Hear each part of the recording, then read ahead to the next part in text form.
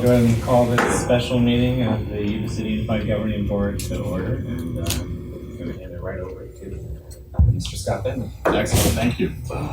So this is really kind of the end result of a long journey that LPA has helped us with, almost a little over 12 months, maybe 14 months. And it really included a lot of, we're working on our long-range facilities plan here. And we received a lot of input, processed a lot of input, reviewed ideas and concepts, and processed that with our professional consultants. And LPA is really here to lead the discussion regarding our journey and also kind of prioritizing projects, at least in the first phases of our long-range facilities plan. And just one note that I also want to just hit here that we're not going to discuss.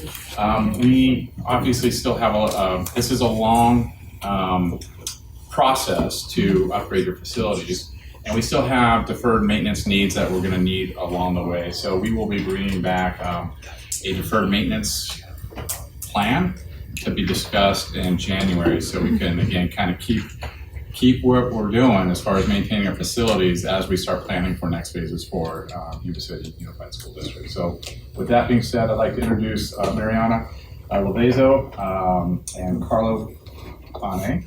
And then we also have Andrea Pippin that is joining us virtually somewhere to do our presentation. So I think are we doing at the mic? So, Andrea, just so we're not switching back and forth, Andrea's driving and sharing her screen. Perfect. Okay. Who's driving? Driving the presentation.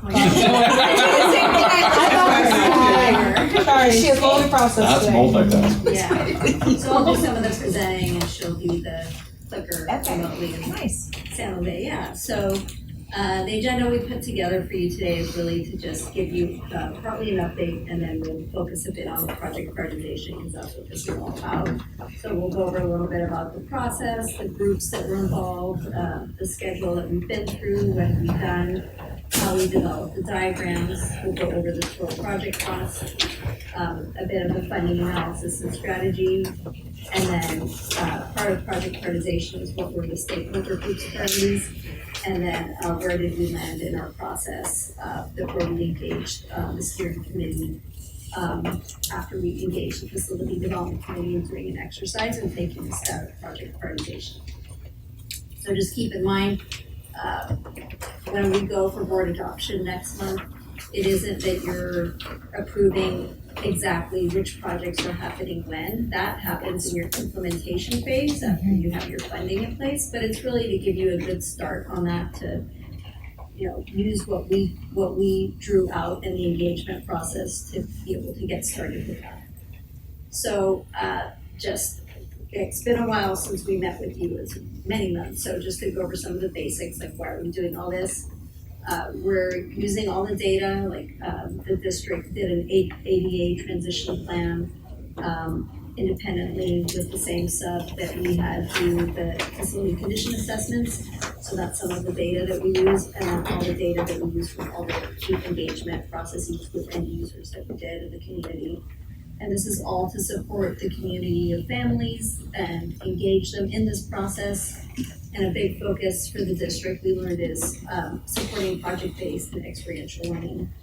So that includes career tech education and STEAM. The other reasons are we want to increase the equitable access to modern technology. We want to enhance school pride, planning for the evolution of curriculum. So we know that we can plan for right now, but this is really future forward planning. We know that technology and curriculum are going to evolve, so we need to plan environments that can also evolve with those changes. Creating environments that are going to foster learning and the relationships that are so important. We learned during COVID, a lot of things came to the surface, and we understand how important it is to have relationships so no one slips through the cracks and everybody is very connected. So lastly, connecting learners in meaningful ways.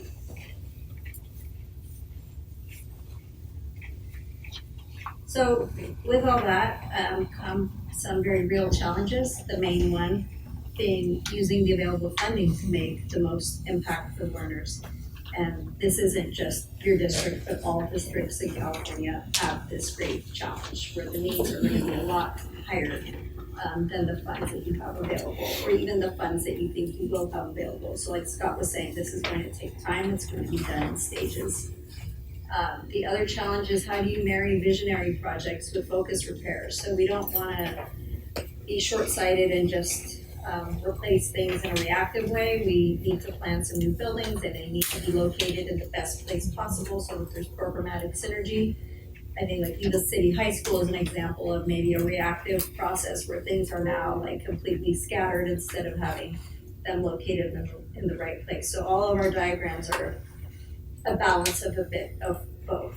The other challenge is how do we create equity across the grade levels and the campuses district-wide. So there's some campuses that within the campus, it's luck of the draw which teacher you get. You'll get in that better science lab than if you got this teacher, you get in a science lab that's not as state-of-the-art as that one. So getting equity within and throughout the whole district. So that means, it isn't like when the funds are in place, you're not gonna write a check to every campus for an equal amount. It's really targeting where we need to go to get that equity district-wide. And then ensuring the community expectations align with scope. So when we get to project prioritization, you'll see we have a bucket that we call phase 1. And that's simply to say, if we were to go with these projects in implementation, we can safely promise that because it's conservative, we haven't spent all the money, we've held back some for a contingency. So now we build the community's trust, you promise something, you deliver on it, and then you keep going and you do another bond and you can move on to the next. I'll get more into the detail of how there is another list that we're calling phase 2, that for now isn't specifically calling out projects, just types of projects. And if there is money remaining, which there should be, you can just start working on that list, but you won't get through the whole list. But at least you know what to keep going with. And this will be updated. California Department of Ed recommends updating it every 5 years. So in 5 years, you can also say, okay, we finished these phase 1 projects, so you're thinking of starting to do these. We've got some money left over, and we'll start planning for our next one. And then upgrading existing structures for the modern needs of flexibility. So there's a lot of buildings that were designed for the past, and teaching is done very differently today, where we're encouraging learners to learn in ways that they learn best, like they don't all have to do the same thing at the same time in the same way. So that has implications for how we plan the environments. Next slide. So I'll let you read this. This is the guiding principle that we did when we worked with both the steering committee and the educational leadership when we had a kickoff for working on the educational specifications which are the design guidelines. So I'll let you read that to yourself. Quite long, but very powerful.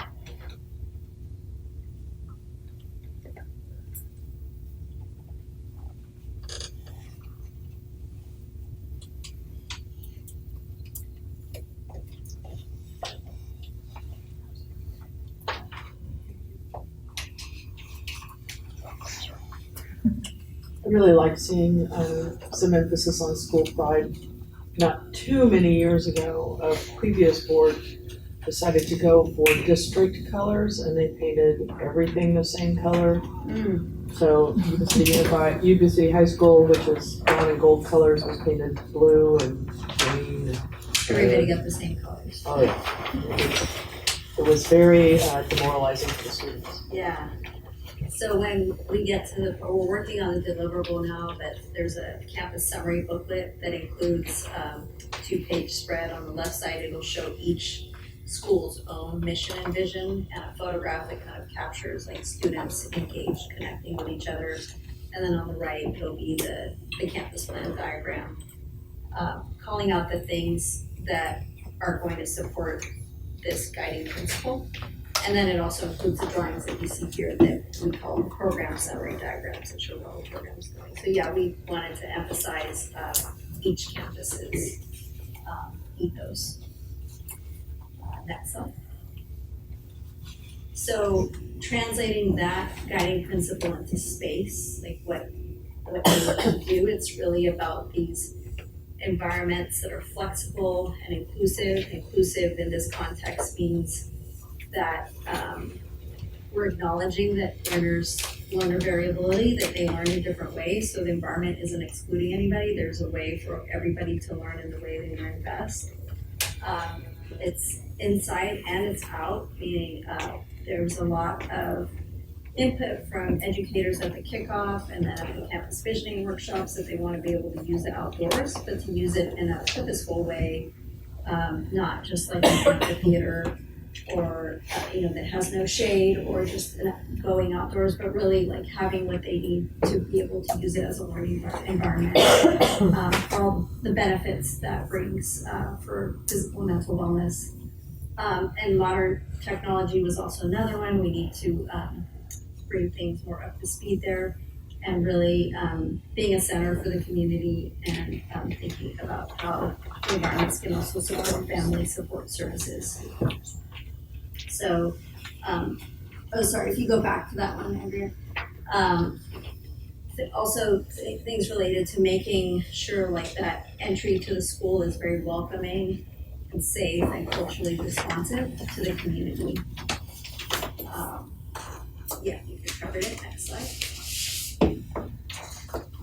So in our process, like I was saying earlier, there's this quantitative data collection, that's the ADA transition plan, the facility condition assessment, cost estimate, understanding your program, how many classrooms you currently have, looking at the demographics, how are you growing, what are you need to change, so that's all the quantitative. And then the qualitative is then going out with that and going to meet with the end users at the campus visioning workshops, doing the community engagement surveys and getting data from them, link these things together to then put them into the diagrams. And part of that is also your related district plans, which right now would be the LCAP goals. So we look at all of that to fold it into these diagrams.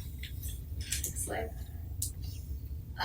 So this is really just kind of saying the same thing, like the data that we collect from the existing conditions and then how we're trying to make sure we do equity district-wide by targeting where we need to prioritize and getting you ready for implementation, then goes into those 21st century learning environments, which are, part of it is not just the diagrams, but what drove the diagrams are the educational specifications, the design guidelines.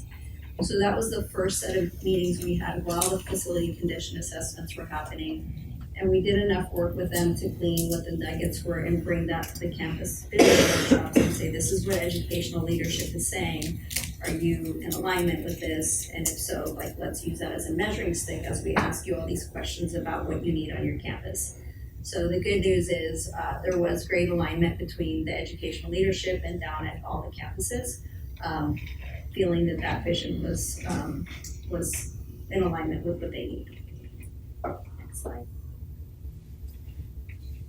So we'll go into this by showing you the schedule that we went through, but basically our scope included analyzing the capacity studies and demographics, having our sub-consultant do the cost estimate, doing the community outreach, that's always at the center, coming back to the community and sharing everything as we go through the process, and the town halls, getting their input and then going back to the school community and parsing out that input to finalize the drawings.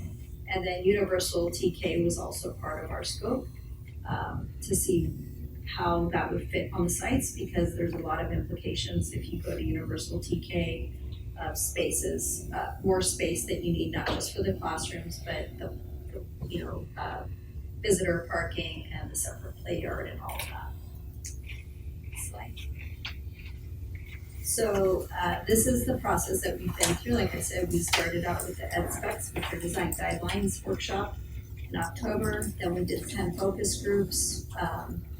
I'll go over that in a little more detail. The facility condition assessments are very comprehensive, so those took pretty much all a little longer, like 3 months. Then we did the school site visioning workshops.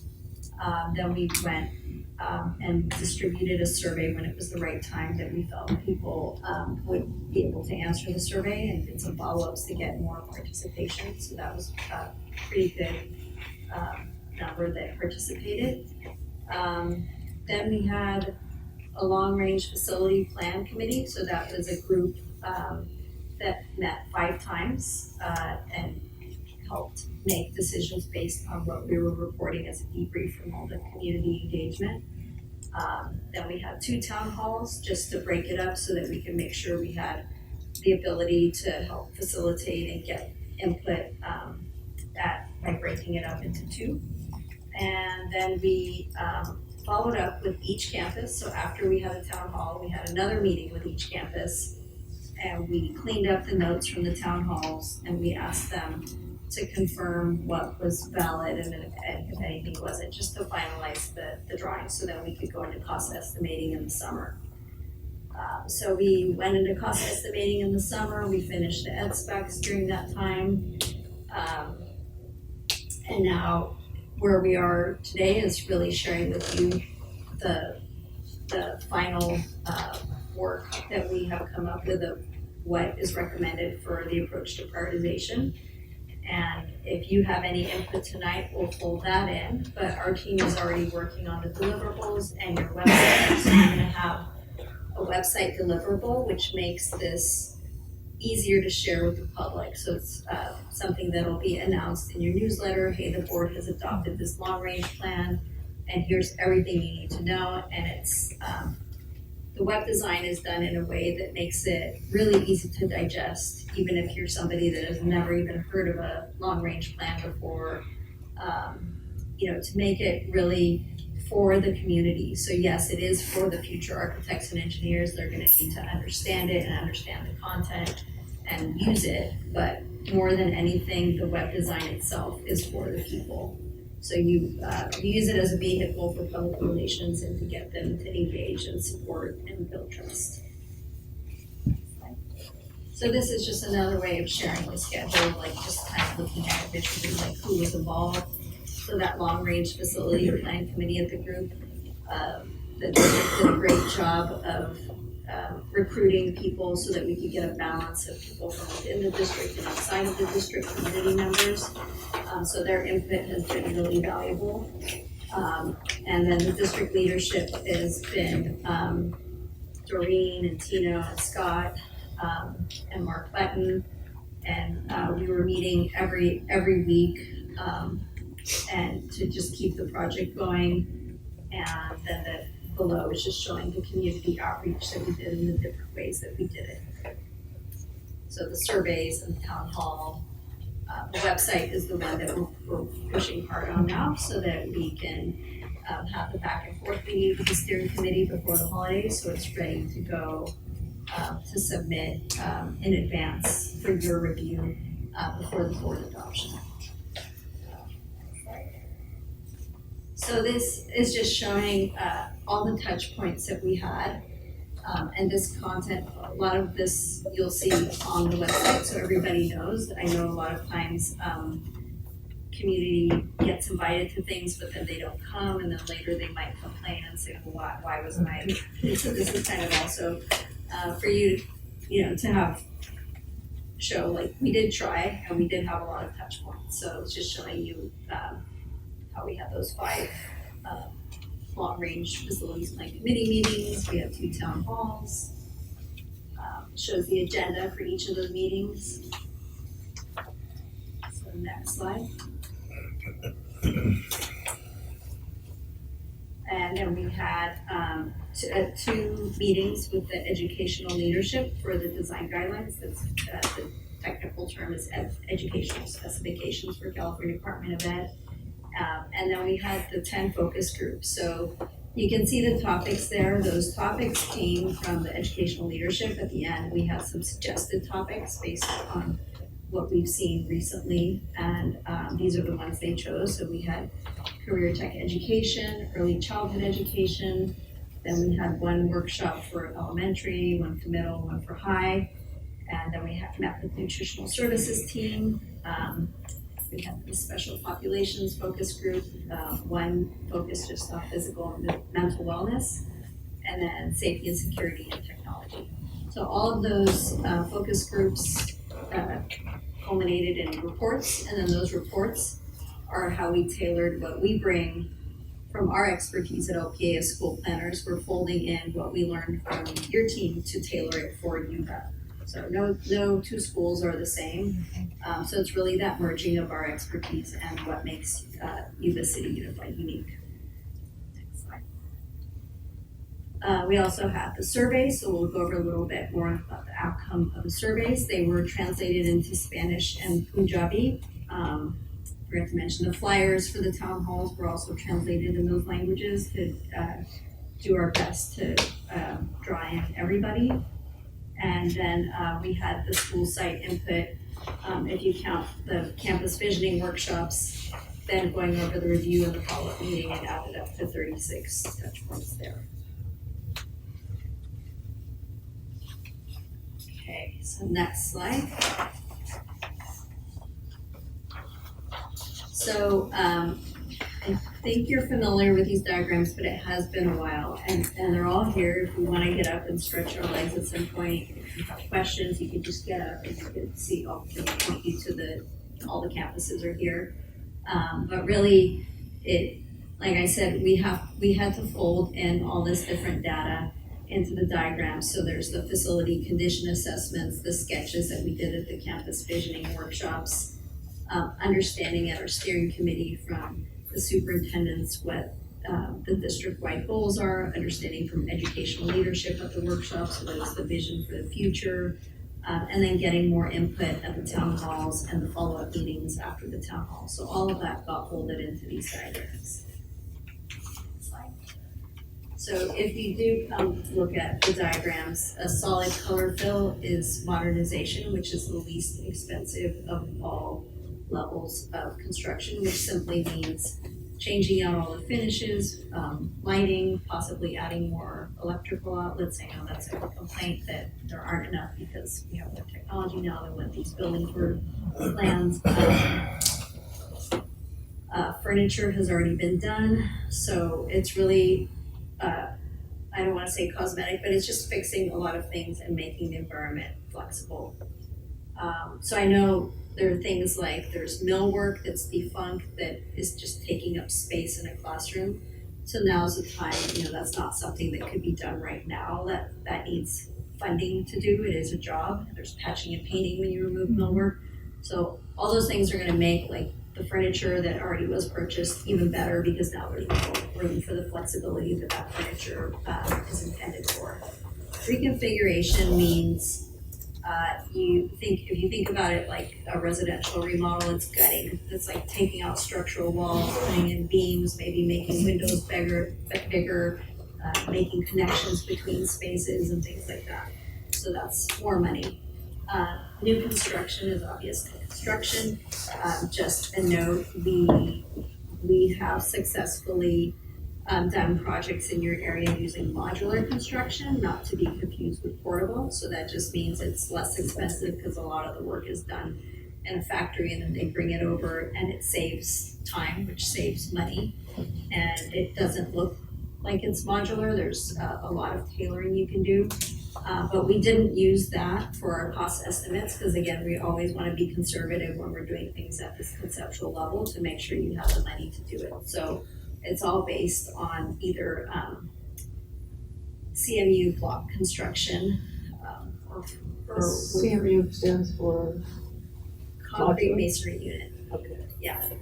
So that's something you can go in and change to modular, and there should be savings there.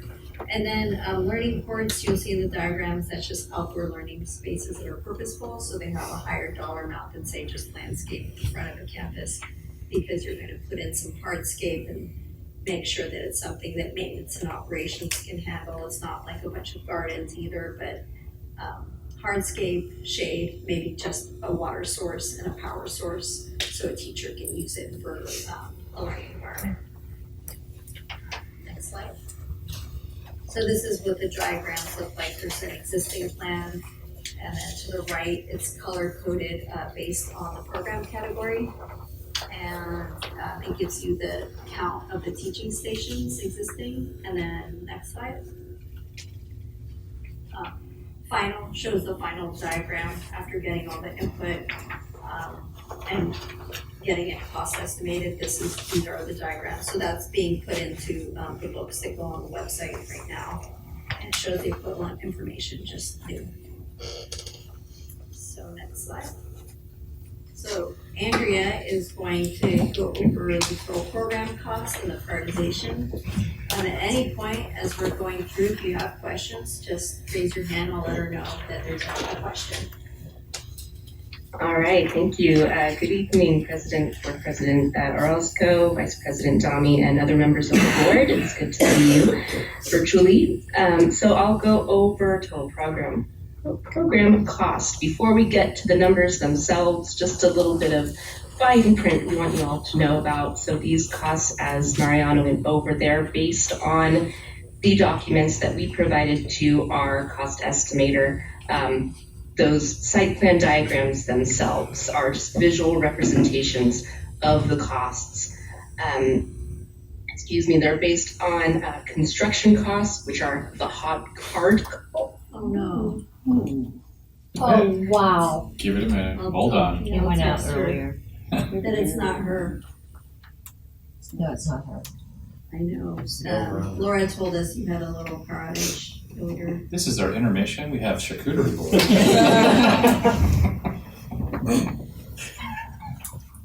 Is it windy outside or No. something? Yeah.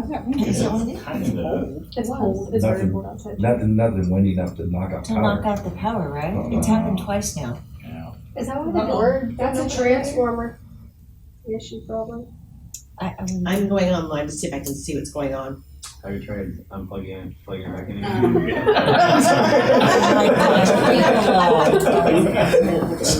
Kick out Oh my plug gosh. the building.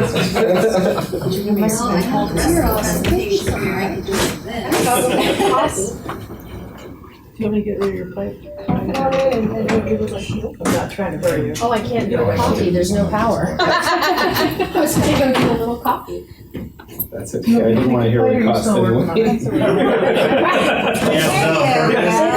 sign. Yeah, we're skipping the hard part. You don't wanna know what it costs. It's a sign. Yeah, oh, thank you, yes, yeah, sorry. Does she know it's that she's got this? I texted her. Okay. Yeah. She's probably still talking. She's like. So? Yeah, this is longer than the last time. I think we're done. This will be a quick cleaning. I mean, I could. No, there's gonna be a part 2, they gotta come back. Right? We could wait a little while, cause I know the other outage was like 45 seconds. Or Yeah, it wasn't very long. Wasn't very long, wasn't This this is long? definitely longer. Are you on the PG&E outage page? She said, That's what I'm trying to get to now. Okay. Are you I doing can it try to well? help you. If you can get there faster, go for it. At some point, we'll see what happens. I mean, the plan could be I could continue, cause I've got. I have a goofy question. Mariana. What's that? So I taught at Yuba City High School for a long time. And when, the internet came along and we had hotspots and stuff, it's all cinder block. Right. So is there any kind of something that can assuage it other than just sticking one of those? Because even though it's better than it was when it first started out, it's still difficult. Yeah, they had to install. And it's not the only school that has cinder block walls, so I was just Yeah. wondering. Is that part of like reconfiguring, or is that tear it down and start over, or is that? I was so invested Like, you when can't she really stopped say talking. that, Yeah, right? So you seeing have how to it's keep doing that, wireless access points. So how much of what you are talking to us about depends on us passing a bond in this area? Laura, did you get it? I just got powers out. Yeah. What's the address? And that is, Going for a that is a very, $200 bond. Similar to. it's a very steep hill to try and climb in It this area. is, and that's the first thing that the steering committee told us is their biggest worry was that this community is, you know, Well, it's it hard to took, get them. it took Yuba City High School going track, it was built for about 1,800 kids, and I think at its height, we had over I just got a message saying that was 3,600. about Yeah. a specific address to see. Before they finally, the community finally decided to pass a bond to build River Valley, so. Yeah. It was pretty Well, crazy. the district's in good hands with the consultant, Capital PFG, is it Scott? What's the acronym? Capital PFG, Kathy Domenico. Oh, Capital Public Finance Group, CPFG. Yeah, so they seem very savvy about how to sell the bond, like how to use the right language and all that to get the community to understand it's important to get behind. Not to things. be the bad guy, but this city is, Yuba City is gonna propose a tax next year, and so is Sutter County. They're both gonna propose a tax. Yeah, we are looking at it next year. No, and I think that's Yeah, some of the because- strategic because planning, of that, yeah. Rhonda, in terms of, because you've got multiple districts going out in March and you say you recall, so that's part of the conversation. But Catherine Domenico, what's nice is she's looking also at all other funding sources. So Yeah. whether it's state matching funds or currently what we have in our Melon So Kathy's very well versed in our finances and our properties we own, yeah. So, It's just, I just hear all this Oh, I know. scuttle about it, and people, they didn't vote for the tax last year, and now they've hired a big, campaign manager to run a big campaign for the tax for the city, Yuba City. Yeah. And I know Sutter County is gonna do one as well. Yeah, so there's a number of neighboring districts, counties, cities, all in this area. Marysville, Loomis Lake. But this, that's just kind of the next stage where Oh, we no, I know. talk about strategy, and you start doing some surveys and start identifying, what makes sense and when it makes sense. It's just, The good news is, typically, communities support K-12, over a lot of those other competing interests, but, we'll see. we had to hire a special superintendent just to get a bond. It was really long, Yeah. a long time ago, but. Yay. Take me a minute to get the Yep. computers all back up. that was weird. What was it, why does it keep going out? That took 5 minutes. Yeah, what is the reason it's going out? Above ground wiring. I don't know. It didn't give me I didn't receive a reason. Was it just us or is it the whole block? It said 1 to 49. What I saw said 1 to 49, meaning one house to 49. I agree, yes, that's what I saw too.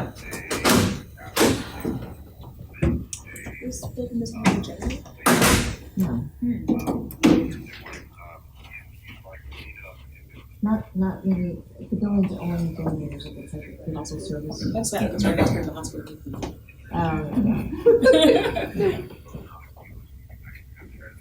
His voice on the phone, like, is there a band talking?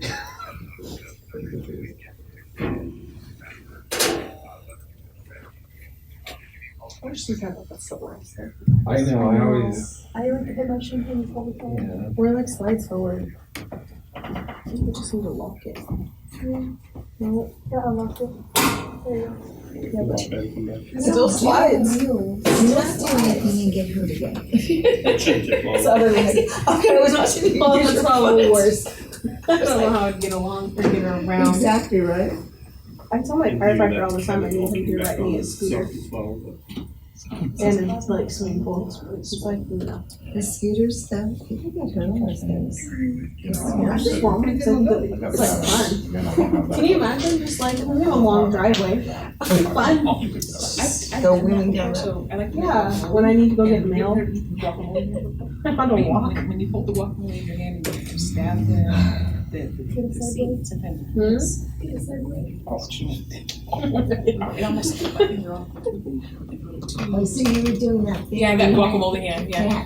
Yeah. Get the pit out. Yeah. And for almost 2 years I couldn't do this. Yeah. Because you hit the tendon. Yeah, it went right into my hand. No scar, so. Appreciate it. Everyone says, that's how you're supposed to take care of that. I get this. That is not, yeah, that's the People are like, I don't do it anymore. Oh, that's how I do it. I call it the guacamole hand. Well, even when she's doing it, it's better with the flat. I speared it, and it went right into my. Oh. You're supposed to do this. Yeah. That's what I do, Yeah. There was there was a thing before calling it guacamole. Yeah, because people do it all the time. I got rid of that. Yeah, I just came back from Egypt. I did that once too. So Oh, did my hand. Did they give you putty? Mm-hmm. Remember when I broke my finger? They gave me So like if you see me different playing colors. with putty in my office, I'm just, I mean- it's therapy. As long as it's not Play-Doh, that's no fine. They don't give me Play-Doh, but yeah. They're putty. But he just got it. You just got putty? They were really slow. I'm not sure to happy with my healthcare. No, there's access to everything. There's backlog for everything. I let my doctor know yesterday. Did you find coffee? Oh, I did. That's fine. Yeah, the longer. There's a long time. I won't be able to sleep, but Coffee? Jeez. That's bad. That's like it's a spark issue. I mean, it's Did you like recover just from- building. I should have been doing stuff like week 3 and I mean, if there's something broken, you should have been That's doing fine. stuff pretty even before week 3. Yeah, exactly. Yeah. Your tendons were You know, I think one of those days. kind of jacked up, aren't they? I think one of those days.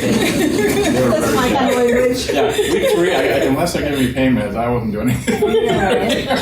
Okay. Okay, so Andrew, can you hear us? You're a little faint now. I think I can just. Turn Andrew's volume up a little bit.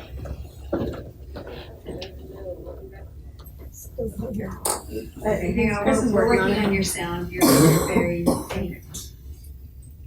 If the power goes out again on the program costs, we're done for the night. That was- Yeah. We were just laughing about the timing of that power outage, right when we were going over the program cost. Yeah. Oh, well, we're done. We're done. Never mind. Hard to be able to see the arms. I know, we're waiting with bated breath. I can hear Andrew, she's saying it's a party usually everybody's dying to see. I've seen it already. You already know.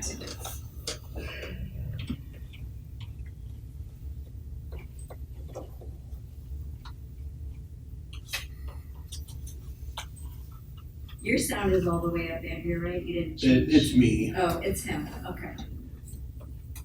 And I don't see video of the room.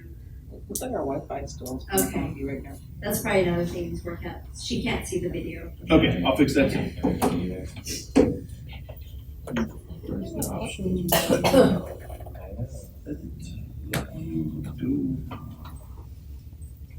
You have to restart your connection. I thought it was cherry. No, it's candy. her name is Candy. No. Candy, cherry. It was But it's Candy with an I, not Candy with a Y. Oh. I don't want to know why we're talking about candies with It's the committee chairperson. Nicole asked me to ask my brother what he's getting for first place on the thing, and I texted him and he said he'll have to ask Candy because Candy's the new chair. innocent. My shirt says "Yo Santa, we good?" Yo, Santa. He says no. That's pretty dope, huh? What does this say? It says "Yo Santa, we good?" Can you talk to him for me? Hello, hello. Okay. All right. Still can't see you guys, but that's all right. I can get going if we're ready. Yep. Oh, wait, no, actually, there's 2 people going. Wait, hold on, we're waiting for, Okay. Shelley, Greg. You should see the shirt I had made for my kids at my school. It says, "I match energy. How are we gonna be today?" Oh, that's That's a awesome. good thing when people say that usually. And we're gonna continuation school. Okay, we're gonna be positive with this now, yes. So how are we gonna be, kiddos? You know, I got a fortune cookie today. It said that your positive energy is contagious. And I went and I showed Joe, and during you did this, Joe just started laughing. My Joe. He's like, that makes 0 sense, Jasmine. Positive energy? Never do. So that's approved. We're back. You guys, thank you. Sorry. We're back. Good afternoon, everyone. All right, we're all here, ready for you, Andrea. All right, take two. Well, good evening. We're President Orozco, Vice President Dami, and members of the board. It's good to see you all again. All right. So our costs are based on the site diagrams that you see up on the wall that Mariana had gone over before the intermission. So they are representative of what we call total project cost. This means they're inclusive of construction costs or hard costs and soft costs or design costs. What they do not include is escalation. So these prices are all in 2023 dollars. As you move towards implementation, you would find that midpoint of construction and escalate these 2023 costs to that midpoint of construction to find your more accurate in that point in time design budget. This estimate also does not include other unknowns, such as if there were any land acquisition costs, anything off-site that would need to happen, cost of hazardous materials, surveys, abatement, disposal, etc., unless we already know it and can roll it into the estimate, in which case it would be noted within the cost estimate spreadsheet itself. FF&E, which are fixtures, furniture, and equipment, are also not included unless otherwise noted. And also, as Scott mentioned in his preamble, deferred maintenance has been pulled below the line, as we call it. So the facility condition assessments will be provided to the district to inform their deferred maintenance plan, but that is not included in the numbers that you'll see here tonight. There were a few other assumptions, assumptions that were specific to this cost estimate. Flexible furniture in classrooms have already been purchased. No need to buy them again, so that scope is not included in this estimate. And district-wide technology upgrades has also been purchased, so that is also not covered. Reconfiguration of restrooms has been assumed for all campuses, except a few, as they are have already been modernized or are newer, so modernization of restrooms has been assumed for Butte, Vista, Riverbend, and River Valley High School. So it's just a different level of cost was applied to those three as opposed to the rest. And new trash enclosures have been included for every campus. So that's fun. As we went through refinement of the cost estimate, we implemented some additional strategies to help keep our costs down. So anywhere where we were original planning for two-story construction, we reduced that to single-story construction and adjusted the diagrams since two-story is more expensive. Although we had been using it as a land-saving strategy, it was a better compromise to go one-story where we could. As Mariana went over, new construction is estimated to modular construction. This is a prefabricated form of build that is permanent construction. These are not new portables. It is just a type of construction known as modular, except gymnasiums and multipurpose rooms, which are estimated at that CMU block, which is like that big gray, brick type of construction that you typically see for a gym or an NPR. We removed interior modernizations from schools built 2005 or later. Anything that is being leased from the district, so a non-district program is running in that space. We left that as is in portables that they currently occupy. In some instances, we relocated those portables just to have a better organization of the campus, but we left those as is. We right-sized the entry plaza and other playgrounds to align closer with California Department of Ed minimums. We refined the size of the fitness labs so that there was equity district-wide and we didn't go too far in one direction with the sizing of those fitness labs. Planning for TK and kindergarten, originally we had gone for full day TK and kindergarten, and that produced a very high number, as you could imagine, of new construction. So in the diagrams that you'll see here, district-wide, anywhere there is kindergarten and TK, those are planned at half-day or AM/PM sessions for both of those programs, which drastically reduce the need for new construction. And then I mentioned that we brought a few items below the line, as we call it, so they're in the estimate for the district to reference, but it is not weighing down the costs that you'll see next. So the any numbers that we gathered from our facility condition assessments, the immediate needs and deferred maintenance costs, like I said, those are below the line for reasons that we've already gone over. They're there to reference and can inform your deferred maintenance plan. In the cost estimate, there are also costs to do a full depth field replacement with a mesh gopher barrier to really try to minimize the impact of gophers on those fields. That, as you can imagine, gets very costly, so those costs are below the line again. So you have those numbers should you find a magical pot of money and be able to do projects like that. And also solar shade structures are also pulled below the line, since that can typically be funded separately from something like a bond. But you have those costs should you want to pursue that. All right, now getting to the costs themselves. Here it is by school site. Give you a moment to digest. Yes, they are big numbers, but they are inclusive of a long range, visionary approach to school improvements. Check his credit card. With cash, no problem, got you. So here's where we reiterate, keep in mind, this is a multi-phase process. You're not gonna do it all in one go, and this isn't just UBA, this is really all districts are in the same boat in California. Yes, there were only, let's see, of the 75 facility master plans that LPA has done, maybe two districts had the capacity to fund their entire master plan, but it is very, very rare. So this is a marathon, not a sprint. And I'll move forward again. We also slice the numbers by scope of work category. This strategy of viewing the numbers in this way enables you to implement a scope of work district-wide, or at least have this designed to budget to, let's say, scope category number 1, ADA transitions.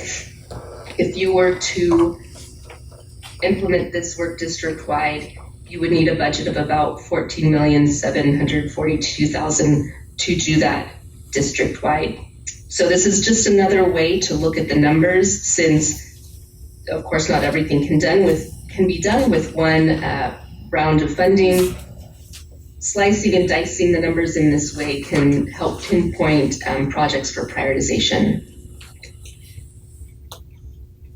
As we get closer to being able to identify prioritized projects, we've got to, of course, apply it to funding. It can't happen unless there is funding, of course. So, working with the district's funding financial consultant, Capital PFG, or Capital Public Financial Group, they have determined a potential capital funding scenario of $250 million.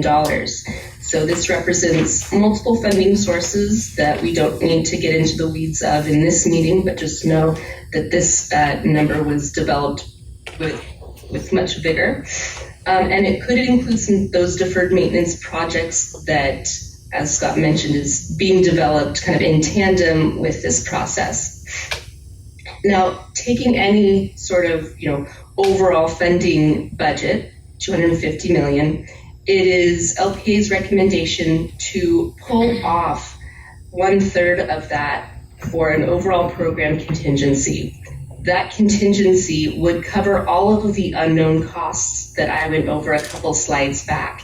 So things like escalation, interim housing costs, other offsite issues, abatement of hazardous materials, etc., things that we can't anticipate at this point, would be covered by that 1/3 program contingency, leaving 2/3 available to prioritize for high priority projects. This gives you a nice conservative methodology of project prioritization, where that you can say, all right, we've prioritized projects to 167.5 million. We can promise with confidence that these projects can be done, assuming that we can secure 250 million. As you do implement this, what we call phase one round of projects, you may find some cost savings.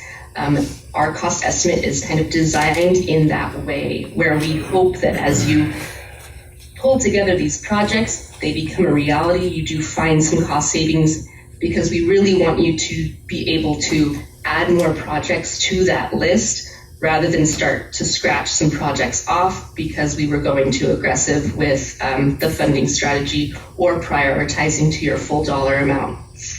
So what we'll be talking about tonight in our discussion is what projects represent this 167.5 million as a phase one priority project list. And then beyond that, we can call it phase two, and that could be a little more ambiguous. So that remaining 82.5 million can be considered for phase two, and that is those projects that can roll in should you find savings, or once you do acquire that next round of funding, you can start by looking at what had been previously prioritized as phase two. Any questions, because we're getting closer to discussion?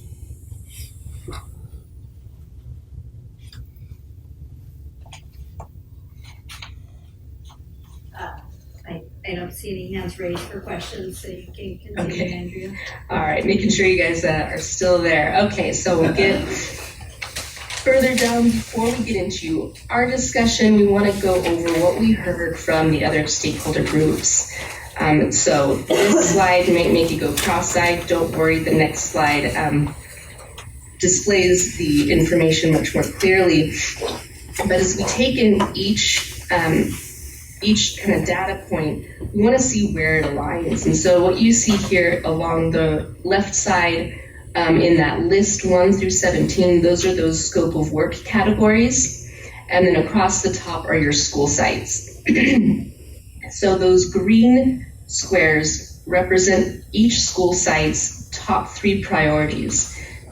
When we did our follow-up meetings with each school site, as we were refining the diagrams after the town halls, we asked each school site, all right, here's your finalized diagram. Which 3 projects would you like to see happen first? And they let us know what would make the biggest impact on the campus. Each project corresponds to a scope of work category. So that's where you'll see those green boxes, is where their priorities align with the scope of work category. The column of orange is where the community survey results of high priorities aligned with scope of work category. And then all of this was presented in our final meeting with the Long Range Facilities Plan Committee, and they prioritized to a set of themes closely aligned with the scope of work categories. And so those blue boxes on the far right side are where their priorities aligned with the scope of work categories. So looking at all communities, the light blue bars going across identify the greatest overlap in priority. So I'll hit the next slide and it'll explain things a little more clearly. So from the community survey, we have these 6 scope of work categories kind of rising to the top as being most important to the community. School site committees aligned with that classroom's new construction, welcome center and staff support, and campus arrival, parking, and drop-off.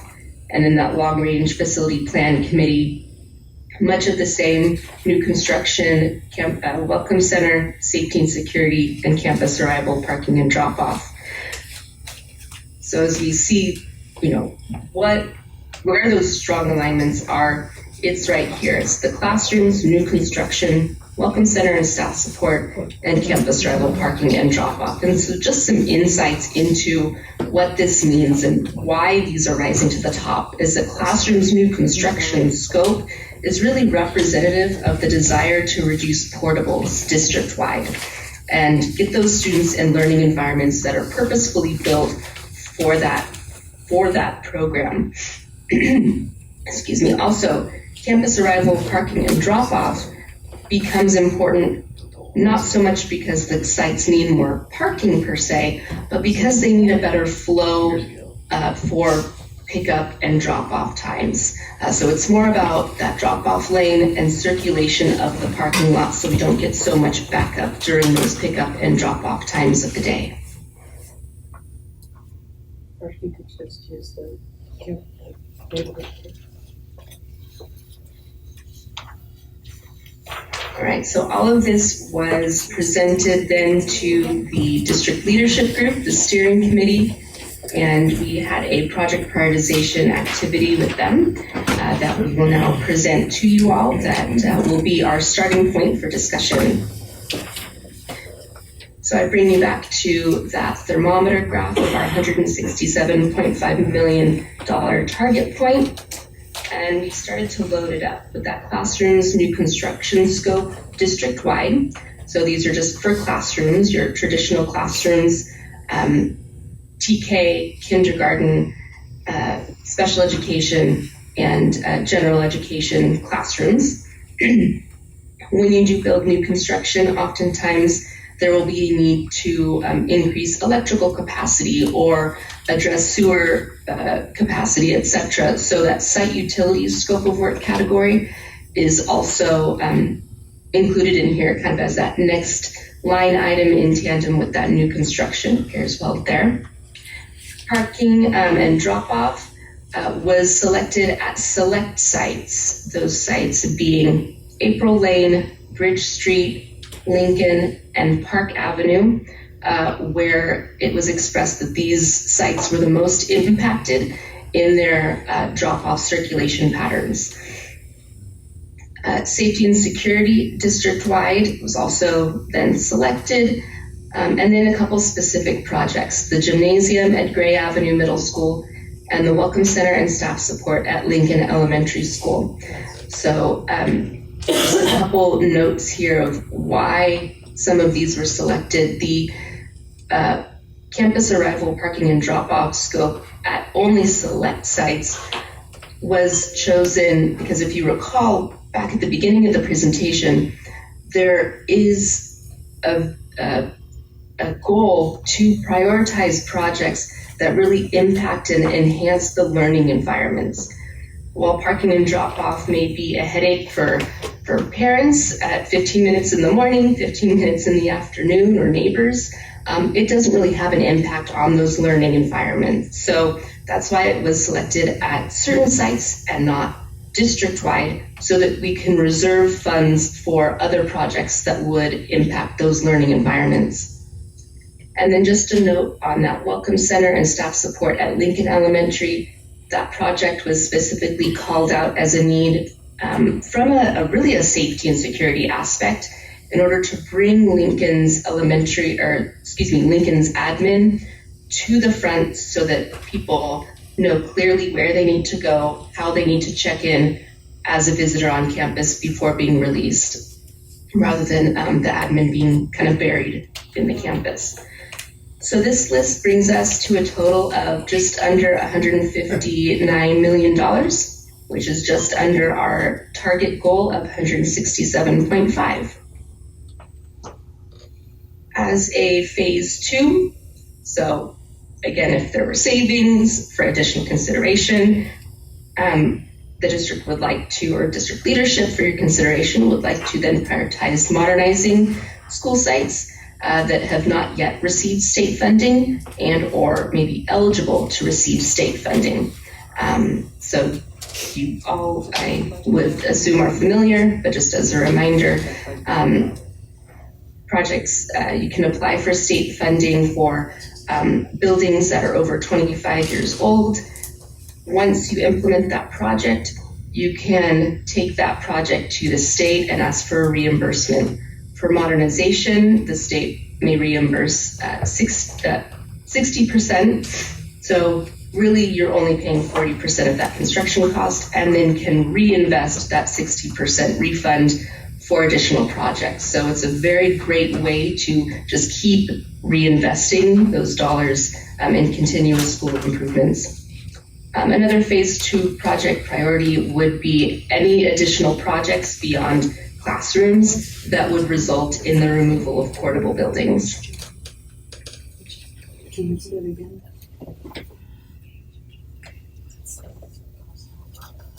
Are there any questions on that before we're just gonna show you one more thing, a Power BI dashboard tool that will be used in the implementation phase.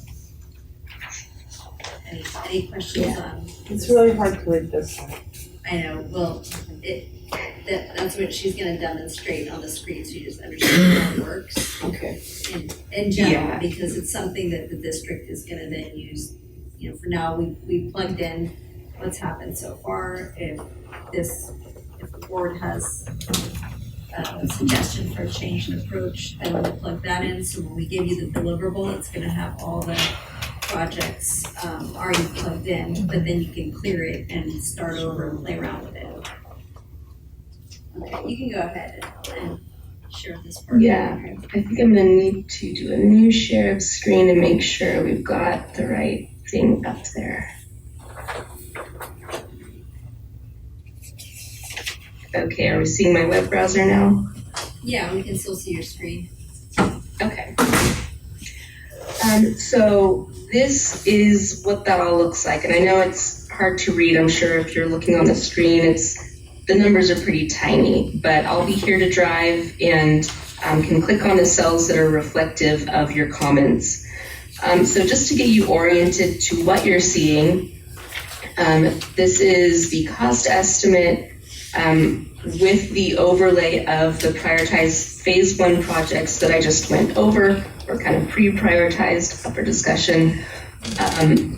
Down on the bottom, this matrix of numbers is the full cost estimate. So we see those program scopes, categories 1 through 17, lettered here for fun. And then across the top are the school sites. This estimate also, or this dashboard also includes Bernard Children's Center, but that is a site that is, we haven't put any prioritized costs to this campus at this point. What we have done here is highlighted the cells, like I said, that were reflective of those prioritized project lists. And as we use this tool and select different cells, we have this this bar, or a kind of half circle here, graph of how many portables would be eliminated with that work complete. So right now, as it is, with this set of projects, the construction, classrooms, new construction, district-wide, the gym at Gray Avenue, and new admin building at Lincoln, site utilities, safety and security, campus arrival, parking, and drop-off, that would eliminate 96 portables. And here's your cost of that, $158,963,000. And then across the top here are, again, your school sites. The full bar indicates that full total project cost site-wide. And then the darker color is what has been selected as part of this phase 1. And this is where we'd like to start with discussion. We can open it up for questions, go back to the presentation if you'd like to revisit anything. Or, as we have a discussion, it is really what we're asking is this the right mix of projects to include in a phase 1 implementation plan?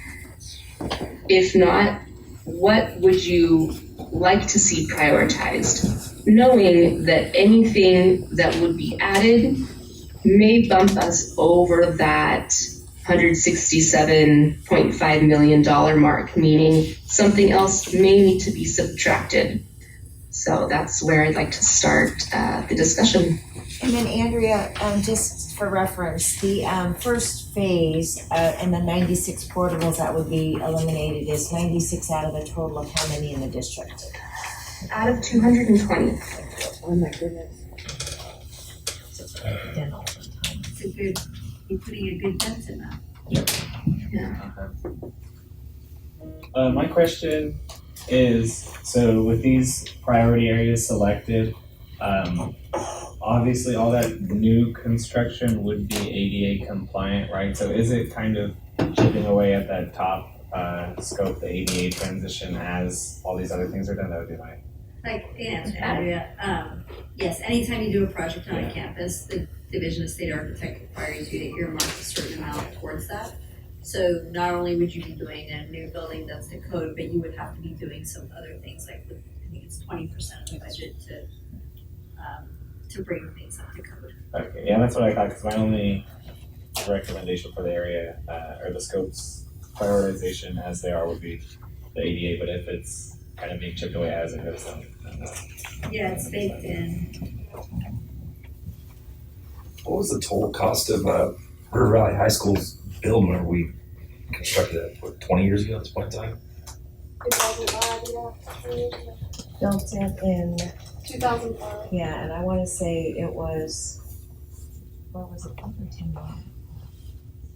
Campus. I think it was 8 million. Wasn't it 8 or 10? inflation. And then slightly, so we built the whole brand new high school for, say, $10 million, but Oh, maybe I'm confusing. Well, it's $10 $2 million? million worth of work though. It wasn't 10 million, there's no way that was $10 million. No, it's, No. no, I'm thinking of our gyms, sorry, Oh, my no. apologies. I was like, that's- The gym amount is in my head, I We don't can get remember. that figured Yeah, out. I'm sorry. I'll get that figured out. A gym cost us 8 million back then. It just seems like the 200 something million for Yuba City High School, I mean, does that mean we're gonna tear it down and rebuild it? Yeah, so feel free to come over and look at the drawings too, Well, because that's what needs to happen at it Yuba City High basically School. is a lot of When was it built? demolition and new construction and rearrangement to get the programs to have synergy again, because they're kind of just all scattered all over. Or is it, it's out there for 23 years, so you, I'm not telling me anything, I know, okay? Yeah, I mean, it isn't raising it, but it's a very heavy-handed approach to that campus because it needs it. Would we build up? Probably. No, they said no. For Yuba City High School though, yes, because of the space limitations. That was one of the few that the 2 stories were kept on, correct? Yeah. Yeah, so, Oh, yeah. I thought you said she did, they took them all down. Well, where they were able to, but since Yuba City High School, so. It's dense. What We is need it? to keep Yeah. it Well, there's a ton of real estate there. I You think know, that I would mean, be nice, It actually. sprawls over a large Yeah, area. so that, yeah, part of that design for the plan is more I density. mean, from outside of California where there is no block concept, Right, Yeah, you don't go I outside think it'd to be go to a nice when you have class. more green space. Right. Stay in the more building. space Yeah. For kids to spread out. Seems like it's all over the place. 25 million. And, How much would be part of school? and so 25 million. for reference of new construction, so I think West Park's probably the newer in the area high school. I think that's about 250 million. I don't know if you guys know Yeah. that, about 250 million. Yeah, I used to work for the firm that did that one. There's a difference in the 2 campuses, let me just say. West Park High School is Roseville. Yeah. That's that brand new one, right? It's a new high school. And It's a really neat looking school. It's very Modern. modern and it supports flexibility. I think River Valley is very basic. Very. And the input that we got is like, Hold hey, any like, punches back, there's Brand new storage school building. missing and, you know, things like that. No, I know, but it's pretty. It's nice. It's like a We camera. had people Oh, it's fixing the built. roofs the first year because they were leaking, but Well, and there, so it was built at a very different time. Yeah. Also, and so it was built more in terms of a traditional kind of high school versus kind of what they're being built to look like now and to do, so. I have a question about money. Hmm. I mean, we've got that huge amount of property out at CG and we've got other properties. Why not sell? Well, actually, Some of so this. that's gonna be part of, so that, you know, this is a process, right? So part Right. is, you know, say, what is our interest in doing projects? Well, I'm And the just second thinking- is the financing, how do we utilize all of our assets? And that's part of the next step is, we do have some surplus property. How do we use our excess funds and Melrose tax? How do we best utilize the assets that we have to fund this? I mean, we have to be, you know, good stewards of taxpayer dollars with all Right, this. well, and I'm that's- just thinking if we're gonna be asking taxpayers to fund a bond. Yep. we need to show that we're willing to do everything we possibly 100%, can 100%. Well, I to think not come to them for more money because, Shelley, I think that's why I really appreciate Kathy Domenico and Jeff Small from the finance group that we selected, was because they really are looking at the big picture. So they know our assets, they know what property we own, they know what we have in Melrose, they know which sites are eligible for matching funds. So they're doing a complete overview. And they understand, conservative community, Yes. that you have, how are you gonna make this work? And, I mean, everybody's scraping for, every dollar, right? So it's, how do we limit the impact on the community? And that's 100% what, Capital Public Finance Group is in tune with, because they're local and they understand, some of these communities. but, I really appreciate everything you guys have done. I know the age of some of our schools, I mean, April Lane, King Avenue, Park, Terra Buena. Terra Buena. Well, Terra Buena looks a lot nicer than some of the others. But just, when we're talking about trying to get kids to come to school, once they get there to engage, it seems like if the facilities actually look like we value them being there, it might be there a little bit better. Yes, I mean, I it's would all go to about the built environment, affects how we think and how we feel and how we engage, so it's a very important investment. And I'd say the other thing, that we didn't really hit, but we'll hit more when we get to deferred maintenance, is as you invest into your facilities, we are doing a ton of catch up and just trying to piece these things together. This will allow our general fund to make, have some cost relief due to all the money that we have to do just to keep the buildings going right now. So that's a big part of what will help us on a long-term, cost savings for the district.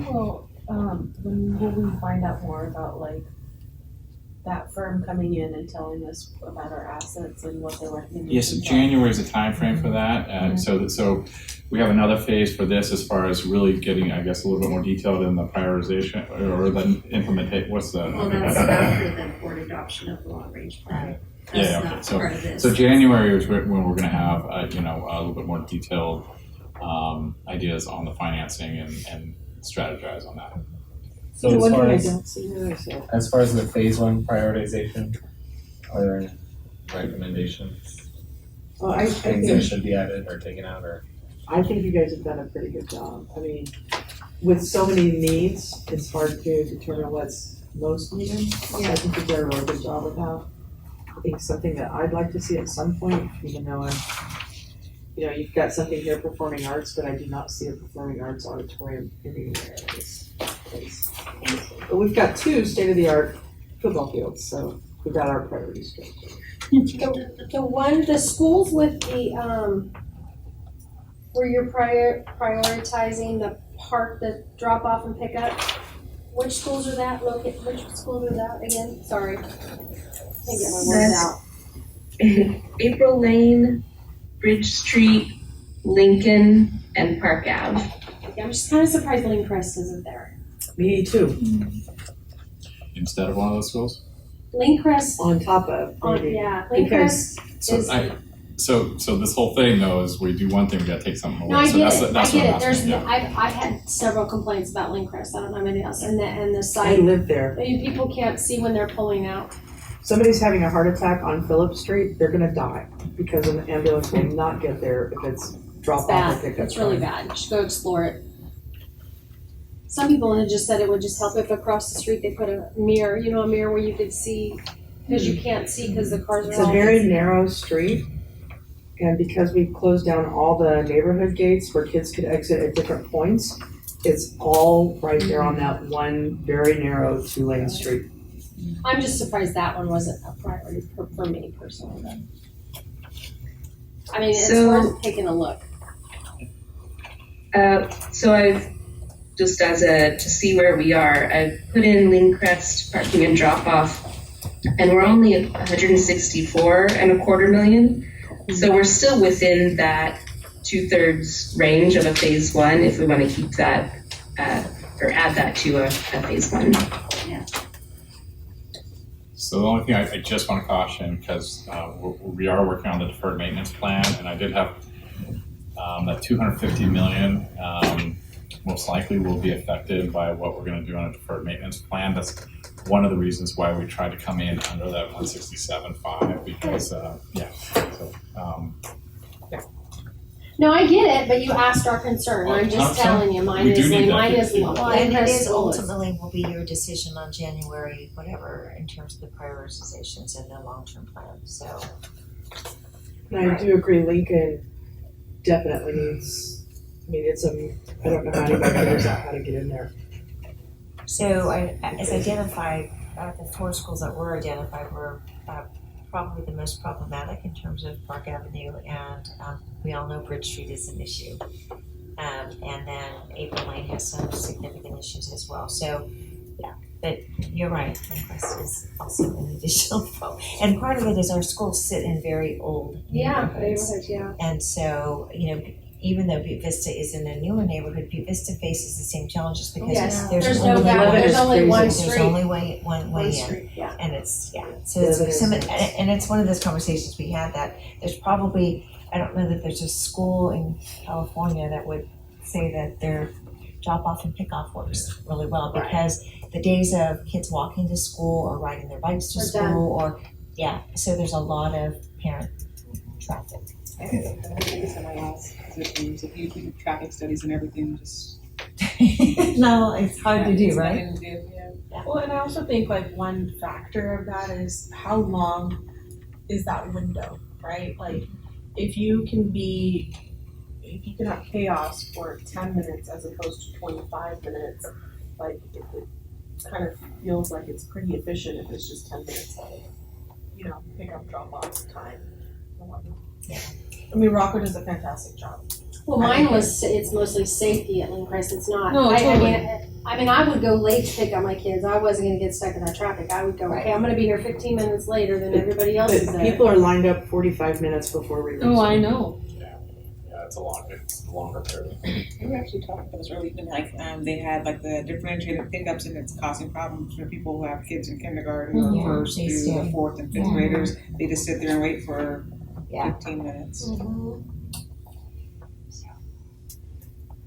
So we went with split sessions with TK and K as a cost saving, correct? Even though one of the core priorities is to do things for community engagement and everything else, and I think it would be very helpful to our community if our kindergarten and TK kids went full day. So that's really a weird balancing act to me, because I know if parents work, kindergarten is not mandatory, neither is TK, but it's really important to education of the kids. So, if parents are not putting their kids in TK or K because What was the number of buildings that were going to be needed if we ran full day TKs and Ks? It was like, I can look that up. I'm sure it's cost prohibitive. I know that, I'm just saying, I hear what you're saying if our too. priority is this as a board, but financially our priority is that, they don't. And while we're thinking of answering Shelley's question, will we get more of a detail on like which classrooms we're going to be using? So that's an implementation phase. So right now we're prioritizing, and down the road that will be part of the discussion in terms of more detailed plans. Yeah. So before we made that shift, we had full day originally in our feasibility study, and we really had a big Grant. number, right? So I almost had a heart attack. When we cut it back down to half, we got rid of 33 TK kinder classrooms were deleted. Wow. And they're each 1350 square feet, they're larger than 960, and it comes with more of the site work and extra playground. TK comes with their own restrooms. Yes. Yeah, because the toilets have to be way down here. And you can't really go to the restroom, right? Yeah. Practically a hole in the ground. Right? So would, in the implementation phase, would that also be where we would have the discussion about like current classroom needs as well, like SDCs needing restrooms or whatnot? Oh, we've already factored that in, so Okay. that's in our educational specifications, it calls out that that's how those need to be planned. And then our drawings follow the square footage that's shown in the educational specifications, so that's covered. Okay. Yeah, and so, And then, go ahead, Andrea. yeah, I was gonna say improvements like that are covered within this cost estimate within new construction. We would of course plan for that ideal. And it is also within this classrooms modernize and reconfigure scope of work category as well. It all depends on how it was implemented according to the site plan diagrams. So it's going to be cheaper to reconfigure a space rather than to build new. It just kind of shows different levels of cost, but it would be a deeper dive into our cost estimate to kind of get a package just for TK and K, because it would be pulling from different scope of work categories. Okay, I just have one other question, relating, and this might be later on, but this is just food for thought. If we're doing new construction, I mean, obviously there's school fees, like if I was building a house, I'd have to pay school fees, I'd have to pay like permit fees and all these other types of fees to county or city, depending on where I reside. Because we've been, in my opinion, such great partners to the city and county, would they be willing to offset some of those fees? Or is that something that we can talk to them about? Because, you know, like, I'm not aware of that necessarily happening, but I'm always up for having a discussion with the city about it. Just like any new, I just learned this, any new subdivision going in, the school gets a kickback on a fee. Yeah. For any new developer fees. So get- I mean, any new construction, whether it's, the So that- district will get some sort of fee, but we actually, at the next board meeting, we'll kind of talk about a partnership with the city, talking about a new development and potential other developments that would come in that would have fees come to the district as well, I think it'd be. which would all come into this. Are these listed in order of priority, or or is it just numbering? What are you looking at exactly? Well, just, all of the, The scopes, is number one ADA transition? not because it's most important, it's just to give it an ID number. Okay, thank you. I was Yeah, wondering. that's why we went to A through Q on this dashboard so that the numbering wouldn't be confused with priority. I think it would be good to also include the county, just in case there is development in the county too. That way, like, it's all like a cohesive, kumbaya moment. Of everybody being on the same page of like, we're willing to work with you guys And and so, just understand that we have $100 million worth of. well, we invited, so they've been invited to the meetings, city and council representation, so we featured them there. I don't think anything else been there. In our government liaison. No, in our meetings. Oh, I don't, yeah. And we can always bring it up at the government Yeah. liaison meeting too, but I think like, it might be time to like, bring them in a little bit more of like, hey, come take a look. Yeah, I mean, to be honest, that's not gonna necessarily affect these numbers that Totally. much, yeah, but I Yeah. agree, with anything we can do.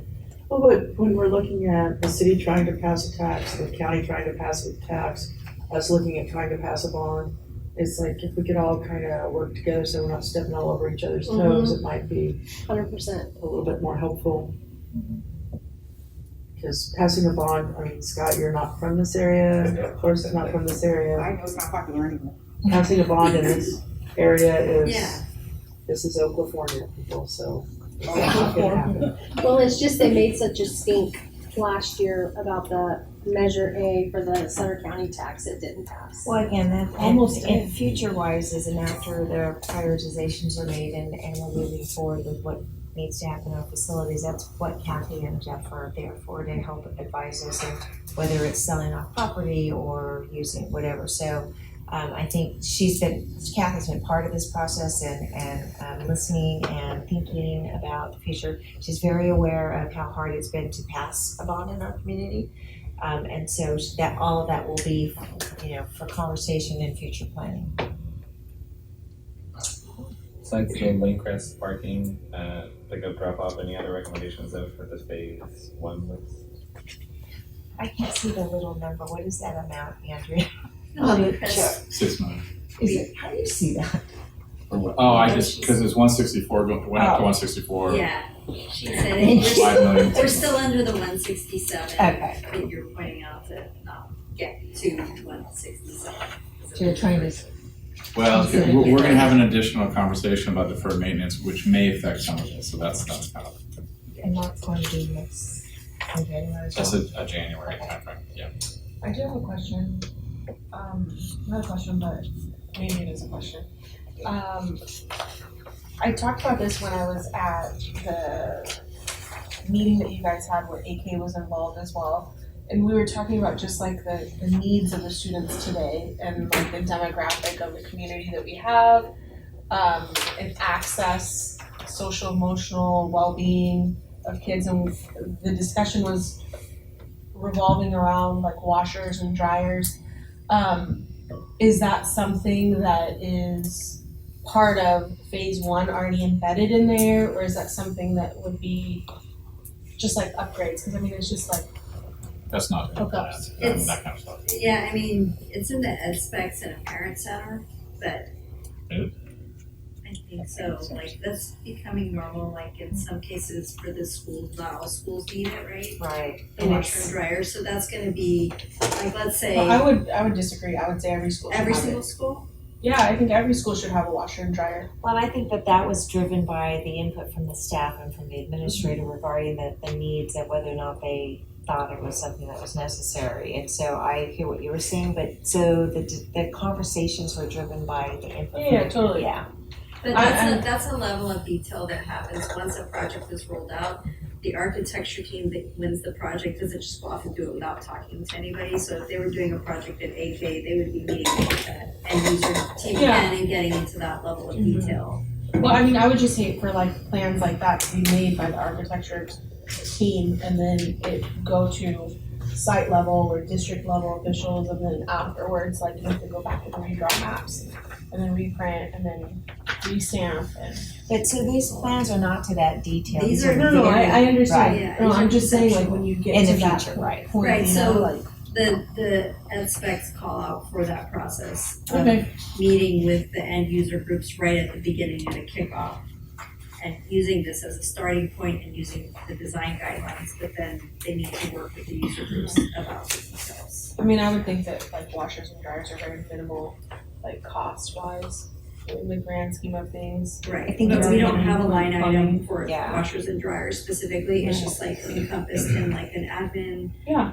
reconfiguration, then that budget will, And that that will may fit be in. part of us, because part of one of the things the board has asked us to look at is the community schools grants that are coming out. There's a phase 4, and I know that a lot of schools have kind of incorporated that through the grant process. So I think there's opportunities to look at that if that's what the desire of the board is and the needs of the schools are.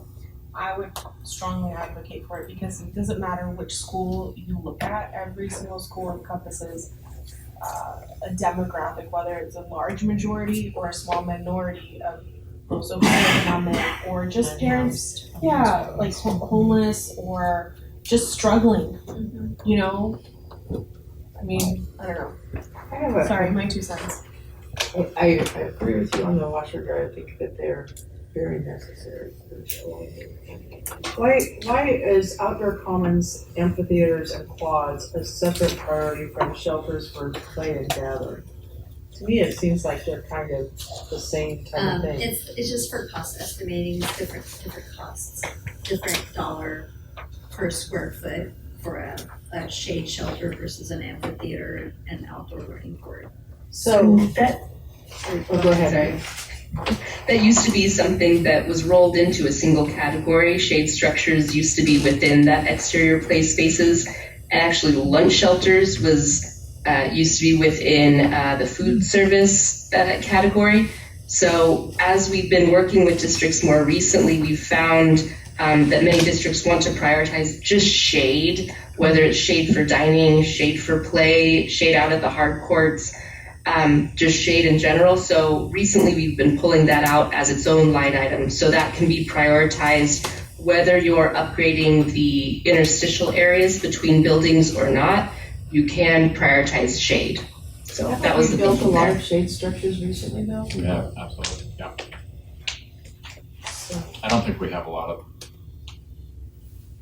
I don't know what the dollar amount we have in there. So, I think when we have it, it's part of something like, an improvement to, an NPR, nutrition services, outdoor learning, that's what we were talking about, like having smaller outdoor learning spaces interwoven throughout the campuses. So taking like we call them finger buildings, where you walk in from the outside, they don't have a corridor. And using the existing structural header for a window that's up high and bringing it down so the teacher could see students outside. And then investing in landscape design and shade so that some students can work in and some can work out, as long as teacher has that line of sight and the kids have like a boundary of how far they're allowed to go. So a lot of those shade would be part of that. And again, this is like the kind of thing where when the project starts, they need to meet with the campus site admin and the user groups and get into the detail, but we put it in there. just reassure me, the pendulum is not swinging back to the open classroom. No, they're from the 70s now. Oh, thank God. That was a mess. I have another question. In site utilities, number 14, where it says sewer line upgrade and replacement, two questions. One, sewer line is implying that it's connected to like city utilities. Are we looking at plumbing that needs to be like worked out and redone? Like on a large scale when you're talking about that? Or are you talking about like replacement leach fields? Or a combination? A combination, yeah, it would be site specific. So as we were going through the cost estimate exercise, we refer back to what we've learned from your facilities and maintenance folks, whether certain sites need or have a leach field, then we would be talking leach field replacement, or this site or that site needs complete sewer line replacement or something like that. But it would be site specific, so a mix of anything. And is that, I'm sorry, so that is calculated within phase one? It depends on the project. It's not necessary on every campus. It's tied to certain projects. So some of those may have been put in phase one, but it's not like they were chosen because somebody wanted to choose site utilities. No. I mean, like, I think sewer is pretty, like, an urgent matter, like, so. So the number that's incorporated, let's say in that 157 or 164, there's a number associated with those costs, and that's due a lot to 96 classrooms being redone. So it's associated with the projects really that we're identifying. Right, like you couldn't say, I wanna just focus on site utilities by itself. It has to be linked to something. There's gotta be a reason. Can you give me an example? Like replacing portables and building new construction, so now you need to. Running new lines to them, that kind of stuff, Yeah, so like if you're putting a new building down, depending on how deep you are on the site, like you have to have fall, unless you want to do like lift stations or such, but the existing utilities would get investigated prior to replacement and construction. Yeah, I understand like water and all the other stuff, so I'm just talking about sewer. Yeah, sewer would be a part of that, of the existing utilities that would be investigated for the new construction. Especially if you have items that need to use it. Like Restrooms, restrooms, sinks, yeah. anything that would need to use a sewer line. But there's nothing right now that's pressing as far as replacement goes that you guys have identified, or we have identified. Oh, so you're saying is it She's part worried- of separate, I a sewer hear- system that has to Yeah, be she's fixed worried or about something? repairs, like are there any sewer That would be a lines that are different damaged right now? I don't recall seeing that in the. It's on pretty big. Because. Oh, yeah, you're saying there are areas, other sites that Just. Well, I'm backing just up like, like so like today. here it says like upgrade and replacement, like I assume that like if you're adding in like commercial side, if you add square footage, at some point you're gonna have to increase your leach field or whatnot, like, I mean, that's how it is with our house, right? The bigger, more bedrooms you have, the bigger the leach field has to be, so we're adding classrooms or whatnot, I would assume that we would have to upgrade potentially like a septic system or Right. whatnot. We need more restrooms, or it depends on if Right. it's on one of those sites. So I understand that piece, right? Because that's just implied. But what I'm asking about is the upgrade or the replacement, and I might be getting into the weeds, but I'm just like, to me, that seems like if we have something that's failing or if we have sewer leaks or whatnot. And that's what would be covered through our deferred Deferred maintenance, maintenance, so that yeah. wouldn't be factored in there. That's why you're asking, we need to have some money for deferred maintenance to address if there were a need. But at this point, no, we're not aware of major failings of the utilities. Okay. So this is really Yeah, has to nothing do in the with report. modernization, new construction, that type of stuff. Gotcha, thank you. All done. Fringe minute. 30 seconds until I turn the next page.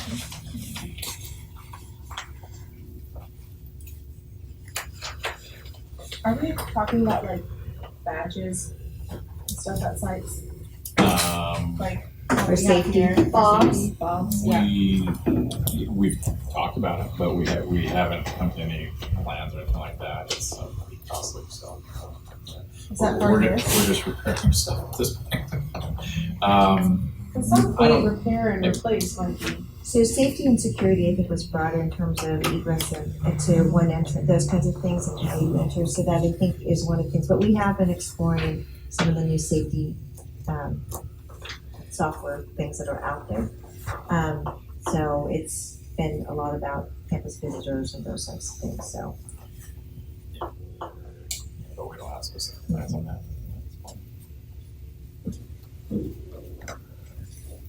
And so there's no action, it's a workshop, and it was really an opportunity to hear where we are in the planning, and then also there will be something coming forward on the thing for city Yes, step next week, I'm gonna call it skip or skip. it is skip. Skip.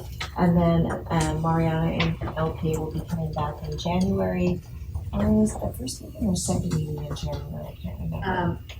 We were proposing January 24th because Yes, we that's- wanted to finish the website Right. first. for Right, this. so this interactive piece will be on our website, and then with this, along with the prioritizations, will be coming forward for your consideration and adoption. Right, and I just wanna make it clear because it can be confusing. So we do the prioritization, but you're not voting saying, yes, we're gonna do that project first and this not. You're just adopting a plan saying, overall, this plan is good and now we're gonna use it to do our project implementation. And then the district will use this tool. They can clear it off and, rearrange it based on the approach. They can move things around, and that's where you'll have to say. So that's a separate thing to choose the exact projects when you're gonna start.